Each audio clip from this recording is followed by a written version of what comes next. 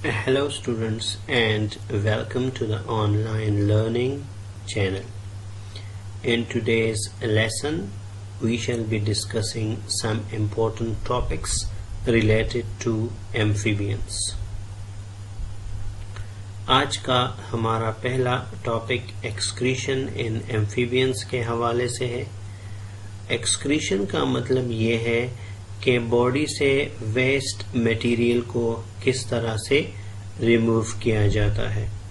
تو ایمفیبینز میں major excretory organs kidneys ہوتی ہیں جو کہ 2 ہیں تعداد میں. ان کڈنیز میں پائے جانے والے نیفرونز ایکسکریٹری پروسیس پرفارم کرتے ہیں. ٹیریسٹریل ایمفیبینز زیادہ تر یوریا پروڈیوس کرتے ہیں ایز اے ویسٹ مٹیریل، اور اس یوریا کو باڈی میں کچھ ٹائم کے لیے اسٹور بھی رکھا جا سکتا ہے یورینری بلیڈر میں. جبکہ وہ ایمفیبینز جو ایکویٹک ہوتے ہیں ان کی باڈی میں امونیا پروڈیوس ہوتا ہے ایز اے ویسٹ مٹیریل، اور امونیا چونکہ بہت زیادہ ٹاکسک ہے اس وجہ سے باڈی سے جلدی اس کا ریموو ہونا انتہائی ضروری ہوتا ہے. امونیا جلدی سے اگر باڈی سے ریلیز ہو تو یہ پانی میں بھی کوئکلی ڈیزالو ہو جاتا ہے. لیکن ایمفیبینز میں اگر ایکسکریشن یوریا کے ذریعے ہوتی ہے اس کے لیے بھی واٹر کی زیادہ کوانٹٹی درکار ہوتی ہے. اور کچھ ایمفیبینز ایسے ہیں جو کہ پانی میں امونیا اور زمین پہ یوریا ایکسکریٹ کرتے ہیں. تو اس قسم کے ایمفیبینز تھوڑے سے کمپلیکس ہوتے ہیں. ہمارا نیکسٹ ٹاپک ایمفیبین میں آسمو ریگولیشن کے حوالے سے ہے. آسمو ریگولیشن کا بیسک مطلب یہ ہے کہ باڈی میں واٹر اور آئنز کے بیلنس کو مینٹین رکھا جائے. اس مقصد کے لیے فش کافی زیادہ بیہیویئرل میکینزم اپلائی کرتا ہے. فش میں فریش واٹر کی طرح یہ پرابلم ہوتی ہے کہ پانی اس کے جسم میں ایمفیبینز کے جسم میں پانی پینیٹریٹ ہوتا رہتا ہے، کیونکہ ایمفیبین کی باڈیز میں آئونک کنسنٹریشن زیادہ ہوتی ہے جبکہ پانی میں آئنز کی کنسنٹریشن کم ہوتی ہے. اس وجہ سے ایمفیبینز کے سکن میں پانی پینیٹریٹ کر سکتا ہے. اس ضرورت سے زیادہ پانی کو جسم سے نکالنے کے لیے ایمفیبینز ڈائلیوٹ یورین پروڈیوس کرتے ہیں.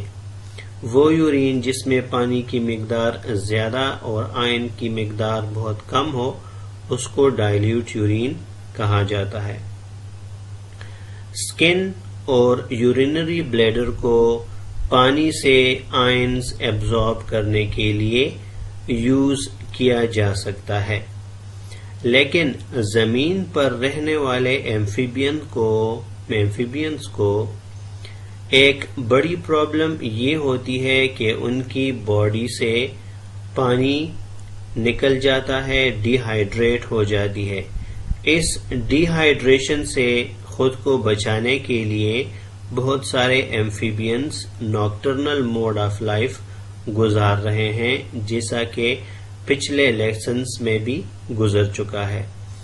اور ایمفیبینز زیادہ تر ایسے بروز، ایسے سوراخوں میں رہتے ہیں جس میں ہیومیڈیٹی کافی زیادہ ہوتی ہے. چونکہ سکن ایک آرگن ہے جس کے ذریعے ایمفیبینز زیادہ تر پانی لاس کرتے ہیں، لیکن سکن ہی پانی کو ایبزارب کرنے والا بھی ایک میجر آرگن ہے. اگر ایمفیبین کسی گیلی جگہ پہ لیٹ جائے تو نیچے والی وینٹرل سکن پانی کو جذب کر سکتی ہے. کچھ ایمفیبینز ایسے ہیں جو کہ اولڈ سکن سے اپنے لیے ایک کور جس کو کوکون کہتے ہیں بنا دیتے ہیں. اس کوکون میں خود کو لپیٹ کے وہ اپنے جسم کو 20 یا 50% ڈی ہائیڈریشن سے بچا سکتے ہیں۔ ایمفیبینز میں اگرچہ پانی سٹور کرنے کی کیپیسٹی زیادہ نہیں ہوتی، لیکن پھر بھی تھوڑا سا پانی یورینری بلیڈر میں سٹور کر سکتے ہیں۔ لیسن میں اپنے نیکسٹ ٹاپک کی طرف آگے بڑھتے ہیں، جو کہ ریپروڈکشن اور ڈیولپمنٹ کے حوالے سے ہے۔ ریپروڈکشن کا مطلب اپنی نسل کو آگے بڑھانا ہے۔ ایمفیبینز میں میل اور فیمیل سیپریٹ ہوتے ہیں۔ میل کے گونیڈز کو جہاں پہ سپرمز پروڈیوس ہوتے ہیں ان کو ٹیسٹس کہا جاتا ہے، جبکہ فیمیلز کے گونیڈز کو اووریز کہا جاتا ہے۔ اووریز میں ایگز پروڈیوس ہوتے ہیں۔ ایمفیبینز زیادہ تر بریڈنگ سیزن کے لیے رینی ڈیز یا سپرنگ سیزن کو پریفر کرتے ہیں۔ ایمفیبینز میں گروپ اینیورنز زیادہ تر ایک دوسرے کو میٹنگ کالز دیتے ہیں۔ میٹنگ کالز وہ آوازیں ہیں جو کہ ایک پارٹنر دوسرے پارٹنر کو اٹریکٹ کرنے کے لیے پروڈیوس کرتا ہے۔ ایمفیبینز میں یہ میٹنگ کالز زیادہ تر اینیورنز گروپ میں پائے جاتے ہیں۔ ان کیسز میں جہاں پہ ایکسٹرنل فرٹیلائزیشن ہوتی ہے، جیسے کہ اینیورنز میں میل اور فیمیل آپس میں نزدیک چپک جاتے ہیں اور ان کی باڈی سے ایگز اور سپرمز ایک ساتھ ریلیز ہوتے ہیں۔ یہ پروسیس فرٹیلائزیشن کے لیے انتہائی ضروری ہے۔ وہ ایمفیبینز جو کہ پانی میں ایگز لے نہیں کرتے، وہ پانی کے قریب بہت ہی موئسٹ مڈ، سینڈ وغیرہ میں ایگز دیتے ہیں تاکہ ایگز کو ڈیسیکیشن یا پانی کی کمی سے بچایا جا سکے۔ ایمفیبینز کے ایگز کے اوپر چونکہ ہارڈ کور نہیں ہوتا، اس لیے واٹر لاس کا خطرہ کافی زیادہ رہتا ہے۔ ڈیولپمنٹ یا ایمبریو کے بعد کچھ ایمفیبینز میں ٹیٹ پول، جو کہ ایڈلٹ سے کافی زیادہ ڈفرینٹ ہوتا ہے، ٹیٹ پول بنتا ہے، اور ٹیٹ پول بیہیویئر میں، فوڈ میں اور ایون ریسپائریشن میں بھی ایڈلٹس سے ڈفرینٹ ہوتا ہے۔ سیلیمینڈرز وہ خاص قسم کے ایمفیبینز ہیں جو کہ میٹنگ کالز پروڈیوس نہیں کرتے، لیکن سیلیمینڈرز ایک دوسرے کو کیمیکل سگنلز دیتے ہیں۔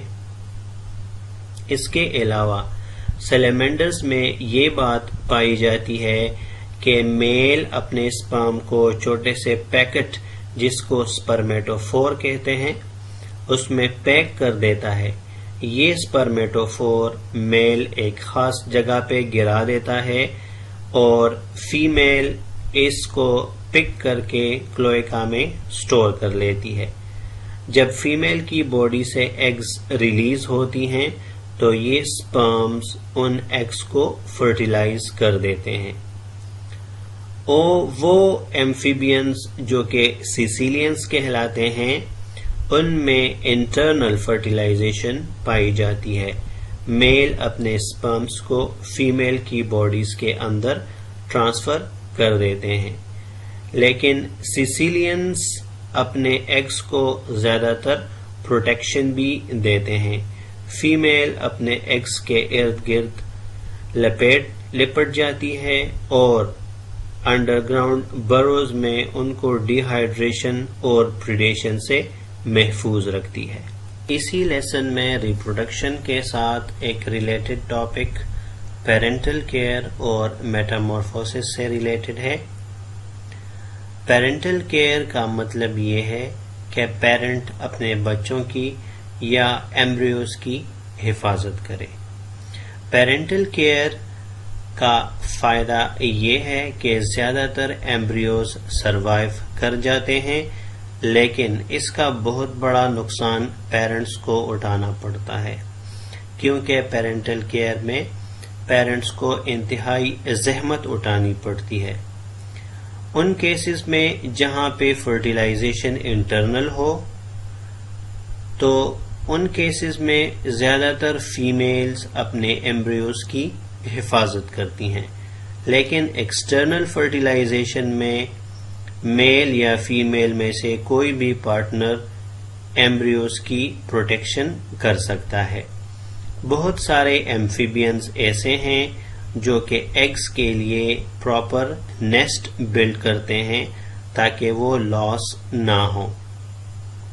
اسی طرح ایگز کو ہوا کی کمی سے بچانے کے لیے بھی خاص میکینزمز اپلائی کیے جاتے ہیں۔ دیے گئے فگرز میں یا ڈائیگرامز میں مختلف موڈز آف پیرنٹل کیئر دکھائے گئے ہیں۔ کچھ فراگز اپنے پیٹھ کے اوپر ٹیڈ پولز کو یا ایمبریوز کو کیری کرتے ہیں۔ کچھ کیسز میں ایسے فراگز یا ایسے ایمفیبینز پائے جاتے ہیں جو کہ فیمیل اپنے سٹمک میں، اپنے معدے میں ینگ یا ٹیڈ پولز کو رکھتی ہیں جب تک وہ اس قابل نہ ہوں کہ اپنے لیے اپنی زندگی سروائیو کر سکیں۔ کچھ ایمفیبین میں ایسے ہوتے ہیں کہ ان کی باڈی کے اوپر پاؤچز، ان کے بیک کے اوپر پاؤچز بن جاتے ہیں جہاں پہ ٹیڈ پولز آ کے اپنے آپ کو پروٹیکٹ کرتے ہیں۔ کچھ ایمفیبینز میں فیمیل ووکل کارڈز کے اندر اپنے بچوں کو پروٹیکٹ کرتی ہے۔ ہم نے آخری اور لاسٹ ٹاپک کی طرف بڑھتے ہیں جو کہ ہے میٹامورفوسس ان ایمفیبینز۔ میٹامورفوسس تبدیلیوں کا ایک سلسلہ ہے جس کے ذریعے ٹیڈ پول کچھ باڈی چینجز، کچھ فزیولوجیکل چینجز، کچھ بیہیویئرل چینجز کے ذریعے ایڈلٹ کی طرح شیپ اختیار کر لیتا ہے۔ اس پروسیس میں سب سے ضروری چینج جو کہ ٹیڈ پول کی باڈی میں ہوتی ہے وہ ہارمونل چینج ہے، جیسے کہ تھائرائیڈ ہارمونز۔ میٹامورفوسس کے دوران گلز، ٹیل اور ٹیل فن ڈس اپیئر ہو جاتے ہیں، جبکہ فور لمز اور ہائنڈ لمز ڈیولپ ہوتے ہیں۔ میٹامورفوسس کے بعد ہربیورس ٹیڈ پول ایک کارنیورس ایڈلٹ میں تبدیل ہو جاتا ہے اور پانی پر اس کا انحصار انتہائی کم ہو جاتا ہے۔